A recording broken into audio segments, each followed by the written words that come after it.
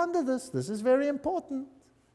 So his main aim will be to develop a spirit of inclusiveness. And inclusiveness which will be channeled or expressed through him. So his spirit will work to bring this about. All who seek right human relations will be gathered automatically to him. So not all who seek Jesus Christ, no, all who seek right human relations. Can you see the emphasis to mankind again? All who seek these will automatically be gathered to him, whether they are in one of the great world religions or not. So we need a spirit of inclusiveness. But let's continue. All who see no true or basic difference between religion and religion, or between man and man, or nation and nation, will rally around him. Have you got that? So if I see no difference between Christianity and Buddhism, and I see no difference between Hinduism and Christianity, I will rally around him. If I see no difference between the nations, I will rally around him. Now, those who embody the spirit of exclusiveness and separateness will stand automatically and equally revealed, and all men will know them for what they are. Ooh, nice. What does the Bible say on this issue? The Bible says, come out and be separate. The Bible asks for a spirit of separateness. The United Nations, by its very nature, has no option but to ask for a spirit of inclusiveness. But now, what if the high movers behind the scenes are actually occultists and Luciferians? Wouldn't that be kind of scary? Because who would be the head honcho of the team then, behind the scenes? Satan. Satan would be the head honcho. He would be the main guy. Now the trouble is, this difference. Those who say come out and be separate, they're going to be in trouble. Those who say, well, let's be inclusive, they'll be okay. The reply comes with clarity. He will come unfailingly when a measure of peace has been restored. We don't have to have world peace, just a measure of peace. Alice A. Bailey continues, the major required preparation for the coming of the Christ is a world at peace. However, that peace must be based on an educated goodwill which will lead inevitably to right human relations and therefore to the establishments on lines of light between nation and nation, religion and religion, group and group, man and man. So the only way we're going to have this community is by putting everybody into the melting pot and becoming one. That means giving up your differences. Discover the members of the new group of world service whenever possible and strengthen their hands. Look for them in every nation and expressing many lines of thoughts and points of view. Remember always that in doctrine and dogma and in techniques and methods they may differ widely from you, but in love for their fellow man, that has become the religion of the new world. Not love for God, love for the fellow man.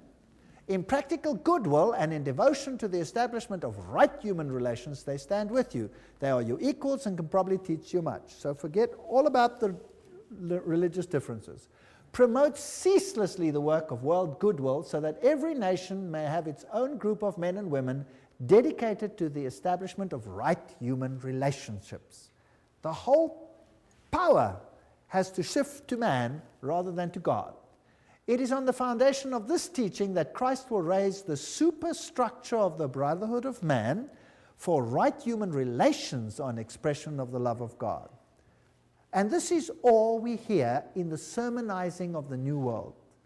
What is important is right human relations. What is important is that we accept one another as we are. And it goes on and on and on and on. But faithfulness to God, biblical principles, no, they have to be given up. Share International says, but the day will dawn when the vision of the United Nations will save the world, and when the reality of the United Nations starts bearing fruit, then the breath of immortality will be a living reality on earth. And there is the spiritual leader of or the present priest, if you like, in the United Nations, the Hindu Sri Chinmoy. He says the United Nations is the way to oneness that leads to the supreme oneness, capitalized. It is like a river flowing towards the source, the ultimate source. And the United Nations becomes for us the answer to world suffering, world darkness, world ignorance. The inner vision of the United Nations is the gift supreme. And this will be realized no matter how many years it takes. The Dalai Lama says in the sphere of international relations, the sense of greater shared responsibility is particularly needed. Today, when the world is becoming increasingly interdependent, the dangers of irresponsible behavior have dramatically increased. Unless we realize that we now are part of one big human family, we cannot hope to bring about peace and happiness. So all the world leaders are saying these things. And the United Nations, with its symbolism of this ancient laurel wreath around a globe, is nothing other than the emulation of an old pagan ideal, which Lucifer once more wants to realize in the world that we live in today.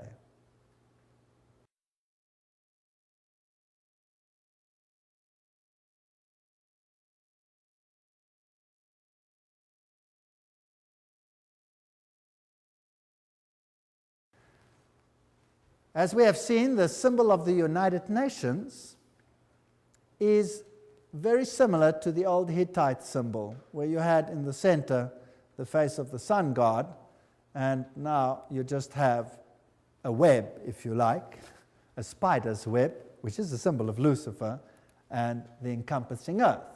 And of course, the laurel wreath was a symbol of all the ancient deities. So we find all for one, all together now, we are the world, was the 50th celebration of the United Nations. The New Age agenda was to merge God and nature. That's what Teilhard de Chardin, the father of the philosophy of the UN, said. We must become pantheistic, eradicate male-female distinction, world peace, nuclear disarmament, one world government, one world religion. The organizations leading up to this, the United Nations, of course, Council of Foreign Relations, Trilateral Commission, Bilderbergers, Gorbachev Foundation, and the Club of Rome. And they've already put up a constitution which is known as the Constitution for the Federation of Earth. So we already have a world constitution. Now, obviously, if you want to bring about a situation like that, you have to influence the education of the world, so that the mindset and the thinking of people is changed. So education is a very important point. This comes straight from their own web pages. Wow, you cannot say this is hearsay. It comes straight from them, unol.org.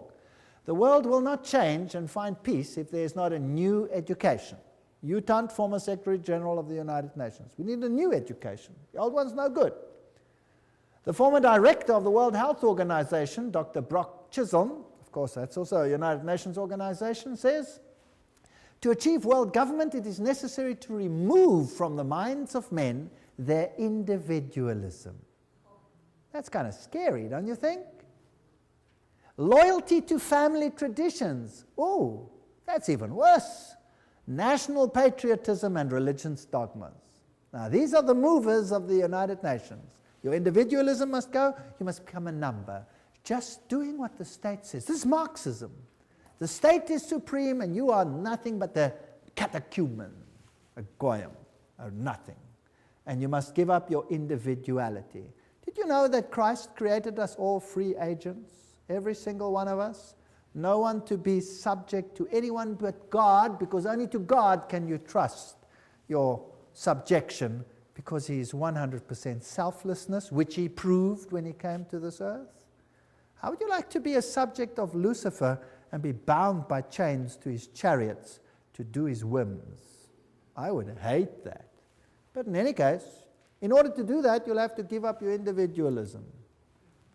Now let's have a look again at this man, Robert Miller, philosopher, prophet of hope, top-level global statesman, and what a mighty man. He's the Chancellor of the University of Peace, created by the United Nations. He is the creator of what is known as the World Core Curriculum. That says everything. And is known throughout as the world as the father of global education. There are 29 Robert Muller schools around the world, more being established each year. World Core Curriculum earned him the UNESCO Peace Prize in 1989. He has recently drawn up a framework for world